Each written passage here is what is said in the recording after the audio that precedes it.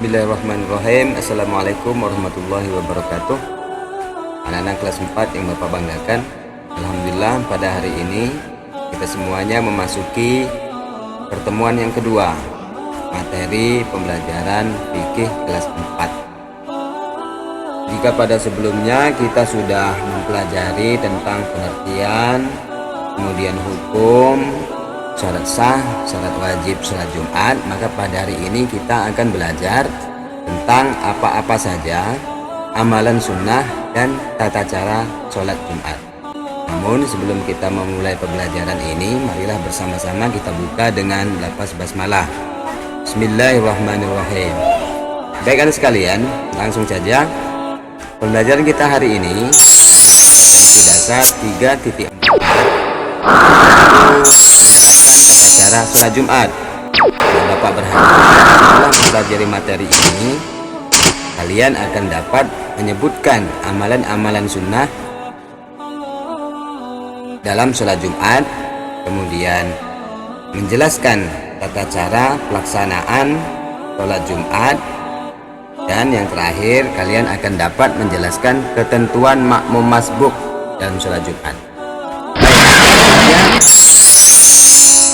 Amalan-amalan apa saja yang termasuk sunnah dalam sholat Jumat? Yang pertama, harus kalian ketahui bahwa hari Jumat adalah hari yang istimewa bagi umat Islam. Hari Jumat disebut juga sebagai Sayyidul Ayyam, penghulunya hari. Mengapa disebut sebagai Sayyidul Ayyam? Karena ibadah-ibadah yang kita laksanakan pada hari Jumat dilipat gandakan pahalanya oleh Allah Subhanahu wa taala. Oleh karena itu, kita harus lebih bersemangat beribadah di hari Jumat, karena pada hari itu pahala dilipat gandakan. Anak sekalian, ke amalan-amalan sunnah apa saja yang dianjurkan Rasulullah SAW pada hari Jumat? Yang pertama, yakni sebelum melaksanakan salat Jumat kita disunahkan untuk mandi. Saya yakin kalian sudah mengerti atau tahu ya tentang niat sholat sebelum niat mandi sebelum sholat Jumat. Kalau belum tahu, cekidot. Nah, ini adalah niat mandi sebelum sholat Jumat. Kalian dengarkan, Bapak akan bacakan, kemudian nanti kalian ulangi. Bismillahirrahmanirrahim. Nawaitul ghusla lihuduri sholatil jum'ati sunnatan lillahi ta'ala. Coba kalian ulangi. Nawaitul ghusla lihuduri sholatil jum'ati sunnatan lillahi ta'ala. Artinya, aku berniat mandi untuk sholat pada hari Jumat, sunnah karena Allah Ta'ala. Kemudian amal sunnah yang kedua, yakni mengikat gigi atau menggosok gigi sebelum sholat Jumat. Nah, apabila kalian paginya pada hari Jumat itu sudah mandi sebelum berangkat sekolah misalnya, sudah mandi menggunakan niat sholat Jumat, maka sebelum kita sholat Jumat pas siangnya kita disunahkan untuk menyikat gigi sebelum sholat Jumat.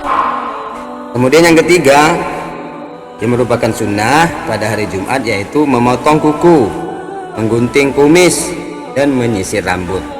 Siapa sini yang sudah punya kumis? Berarti sudah tua ya. Kalau sudah punya kumis, yakin belum? Maka memotong kuku, menyisir rambut itu adalah sunnah. Mulai sekarang berarti usahakan kalau motong kuku itu hari Jumat supaya kita dapat pahala karena merupakan sunnah Rasul. Kemudian yang keempat yakni membersihkan kepala.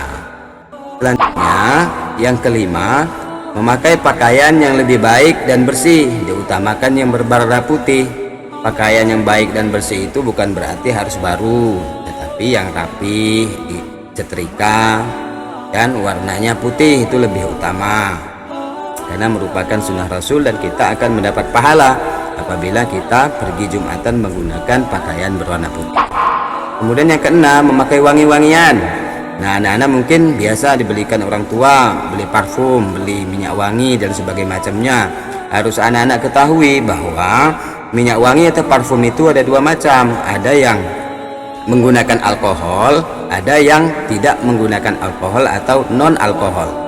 Maka kalau kalian minta dibelikan minyak wangi atau parfum oleh orang tua, mintalah yang non alkohol, cari yang non alkohol atau tanpa alkohol sehingga bisa kita pakai buat sholat.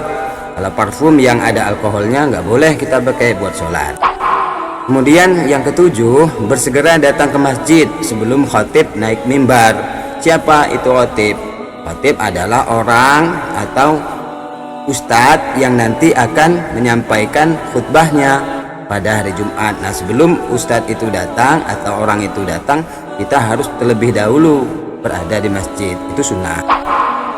Kemudian yang kedelapan, sholat sunnah tahiyatul masjid 2 rakaat sebelum duduk di masjid. Apa itu sholat sunnah tahiyatul masjid? Sholat sunnah tahiyatul masjid adalah sholat sunnah yang dilakukan sebanyak 2 rakaat ketika memasuki masjid sebelum duduk. Nah, jadi kalau kita setiap masuk masjid itu jangan langsung duduk. Kita disunahkan untuk sholat dulu 2 rakaat, yaitu disebut dengan tahiyatul masjid. Artinya tahiyatul masjid itu adalah menghormati masjid. Nah, baru kita duduk setelah sholat. Apa niat sholat tahiyatul masjid? Nah, coba kalian dengarkan. Bismillahirrahmanirrahim. Usalli sunnata tahiyatul masjidi rakaataini lillahi ta'ala. Bisa mengulangi sekali lagi? Usalli sunnata tahiyatul masjidi rakaataini lillahi ta'ala. Artinya aku berniat melaksanakan sholat tahiyatul masjid 2 rakaat karena Allah Ta'ala.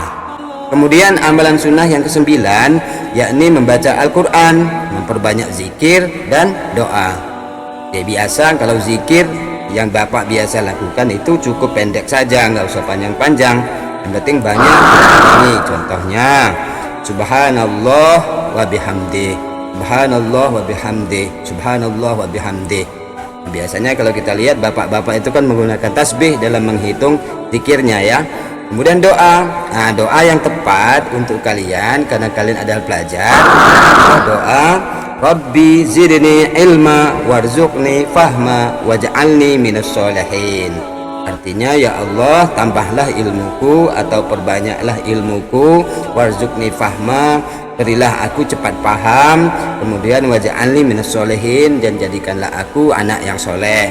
Nah, itu doa yang sangat bagus sekali buat kalian dan diamalkan ketika sebelum khatib naik mimbar atau menjelang pelaksanaan khutbah pada hari Jumat. Nah, selanjutnya sekalian, yang ke-10 yakni membaca sholawat. Sholawat itu banyak, ada yang panjang, ada yang pendek, tapi kita yang pendek saja yang mudah kalian hafalkan, yakni Allahumma sholli wa sallim ala sayyidina Muhammad wa ala ali sayyidina Muhammad. Coba kalian ulangi, Allahumma sholli wa sallim ala sayyidina Muhammad wa ala ali sayyidina Muhammad. Apa artinya selawat kita itu?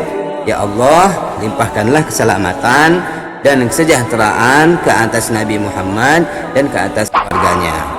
Kemudian amalan sunnah yang terakhir yaitu mendengarkan khutbah. Kita nggak boleh ngobrol ketika khatib menyampaikan khutbahnya. Nah, ada Bilal mengatakan ansitu wasma'u, ansitu wasma'u, kata Bilalnya. Artinya apa? Diam, ansitu wasma'u, dengarkan. Maka ketika khutbah sedang disampaikan, maka kita nggak boleh ngobrol apalagi main-main.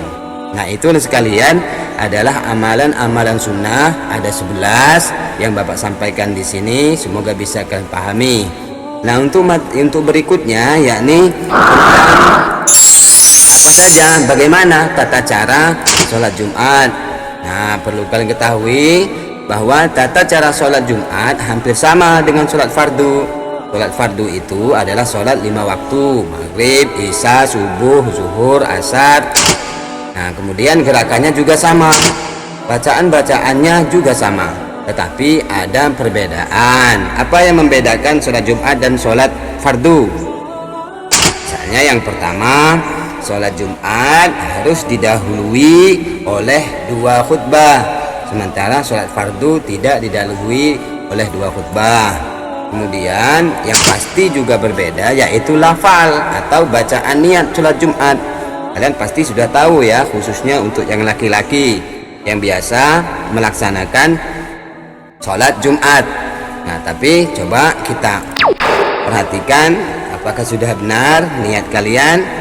Nah, coba dengarkan. Bismillahirrahmanirrahim, niat sholat Jumat. Usolli fardol Jum'ati rok'ataini adaan ma'muman lillahi ta'ala. Coba kalian ulangi.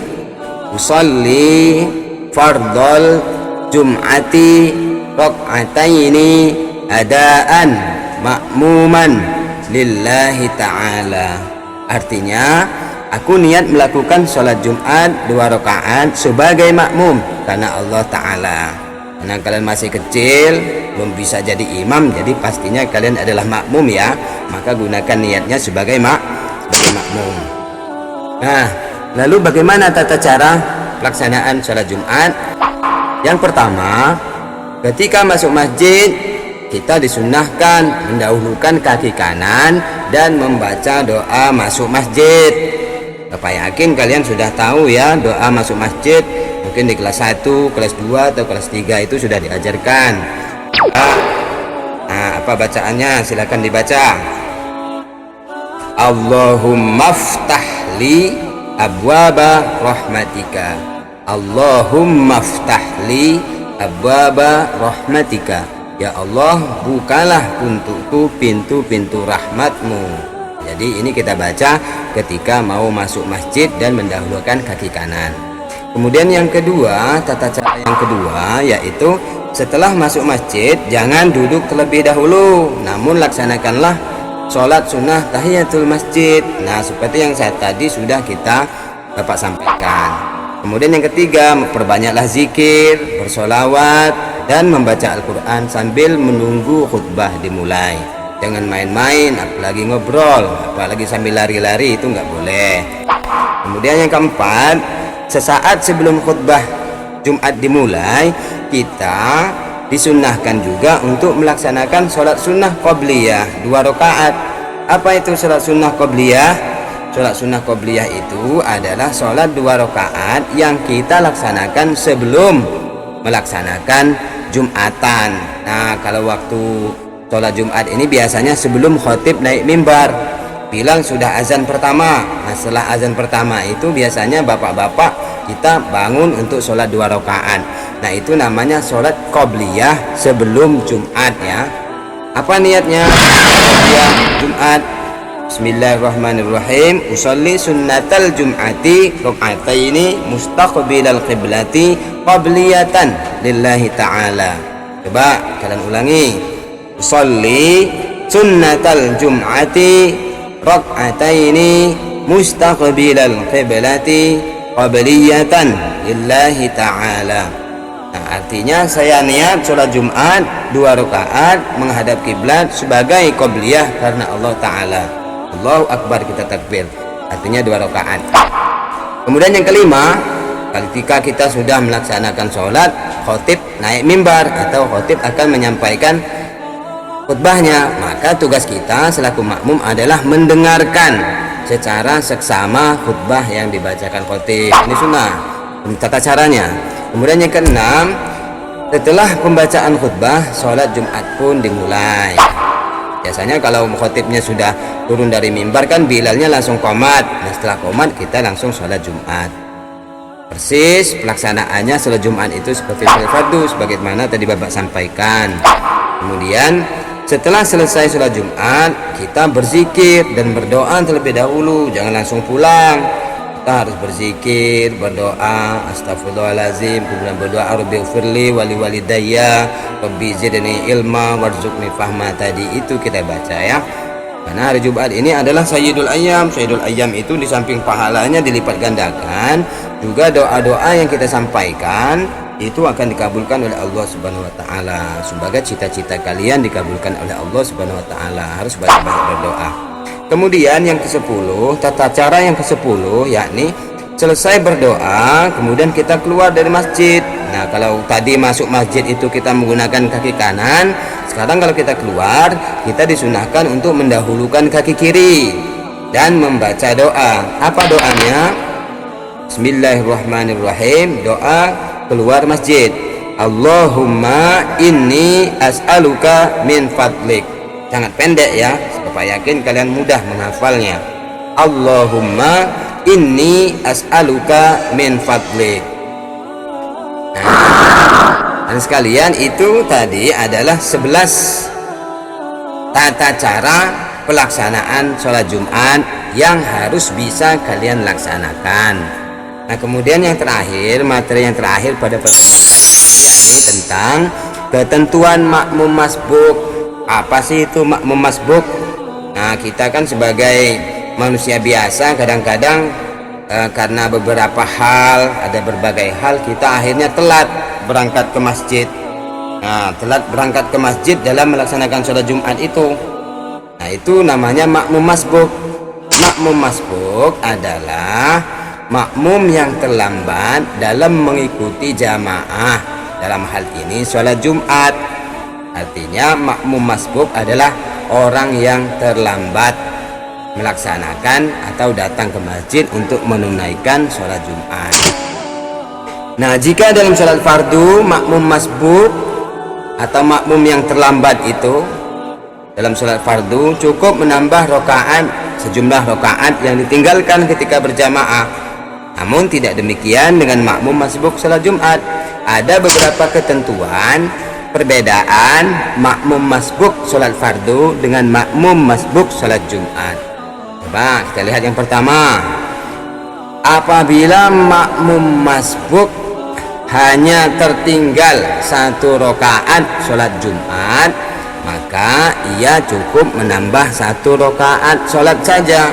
Misalnya imam sama jamaah lain udah mulai sholat, kita baru datang, tetapi imam beserta makmum ini belum sampai kepada ruku, masih baca Fatihah atau masih membaca surat pendek. Nah, itu kita masuk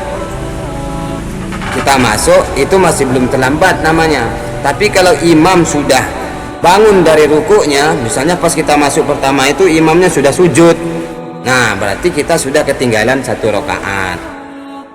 Jika iktidal saja, sami Allahu liman hamidah, nah ketika itu kita baru datang, maka kita sudah dianggap terlambat 1 rakaat. Maka apabila itu terjadi, kita harus menambah 1 rakaat sholat setelah imam salam. Kita jangan ikut-ikutan salam bersama imam, kita tambah 1 rakaat karena kita masih ada 1 ketinggalan rakaatnya. Kemudian kalau yang pertama tadi ketinggalan 1 rakaat, yang kedua ini makmumnya ketinggalan 2 rakaat. Nah, kalau makmumnya ketinggalan 2 rakaat, misalnya pas kita sampai ke masjid, makmumnya sudah sujud pada rakaat kedua, berarti kita sudah ketinggalan 2 rakaat.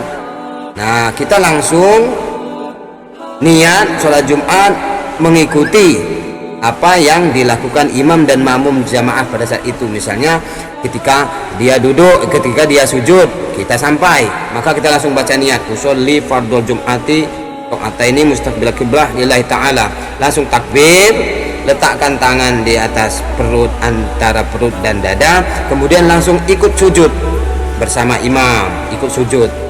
Nah, tetapi ketika imam salam, kita jangan salam, kita harus berdiri lagi untuk sholat Jumat. Nah, karena kita sudah ketinggalan 2 rakaat, maka kita harus sholatnya itu seperti sholat zuhur. Walaupun tadi niatnya itu niat sholat Jumat, tetapi kita harus melakukan sholat itu 4 rakaat seperti kita sholat zuhur, tetapi niat kita sholat Jumat. Tadi kan kita ketika imam sedang sujud, kita sudah niat tuh usolli fardhal Jum'ati. Nah, kemudian kita ikut imam ketika sedang sujud. Ketika imam salam, kita jangan ikut salam, kita langsung berdiri untuk sholat. Nah, bedanya kalau tadi yang ketinggalan 1 rakaat itu tinggal nambah 1 rakaat, kalau kita yang kedua ini tinggal 2 rakaat, berarti kita harus menggantinya 4 rakaat seperti kita sholat zuhur. Nah, kemudian anak sekalian, kalau ketentuan yang ketiga, misalnya untuk makmum masbuk yang ketinggalan sholat Jumat, ia harus mengganti sholat Jumat dengan sholat zuhur. Ya iya, orang imamnya sudah pulang, sudah assalamualaikum, artinya selesai semua, khutbah selesai, sholat Jumatnya selesai, kita kok baru datang, ya artinya kita ketinggalan semuanya. Kalau kita ketinggalan semua, maka kita harus mengganti sholat Jumat itu dengan sholat zuhur. Kita jangan niat sholat Jumat lagi kalau sudah ketinggalan semua. Ya, niatnya sholat zuhur seperti sholat zuhur biasa ya. Baik sekalian, ada beberapa catatan penting yang harus kalian ketahui. Tadi sebenarnya sudah Bapak sampaikan patokan batas hitungan rokaat. Coba kalian perhatikan, tertinggal 1 rokaat dihitung mulai dari ruku. Jika tidak melaksanakan ruku bersama imam, berarti kita sudah tertinggal 1 rokaat. Maka kita perhatikan, kalau imam itu masih ruku, kita datang terlambat, terus kita niat, kita ruku masih bersama imam, berarti kita nggak terlambat. Tetapi kalau imam misalnya sudah selesai ruku, dia berdiri, sami Allahu liman hamidah, kita baru datang, baru niat, berarti kita sudah tertinggal 1 rakaat. Ini penting anak-anak sekalian ketahui, karena ini nanti akan menentukan jumlah rakaat yang akan kita ganti setelah imam dan makmum yang lainnya salam. Baik anak sekalian, itulah materi kita pada hari ini. Semoga bisa kalian fahami, dan marilah kita akhiri pertemuan kita pada hari ini dengan lafaz dengan lafaz hamdalah. Dan jangan lupa nanti di grup kita Bapak lampirkan LKPD ya, LKPD pertemuan kedua, pertanyaan yang berisi tentang materi-materi yang sudah tadi Bapak sampaikan. Kemudian kalian juga nanti harus menjawab pertanyaan kuis di Google Form sebanyak 10 soal pilihan ganda. Mintalah bantuan orang tua kalian dalam mengerjakannya, minta bimbingannya. Kemudian yang pasti berdoa semoga kita semuanya selalu sehat dalam lindungan Allah Subhanahu wa taala. Demikian Bapak akhiri, wallahul muwafiq ila aqwamit thariq. Wassalamualaikum warahmatullahi wabarakatuh.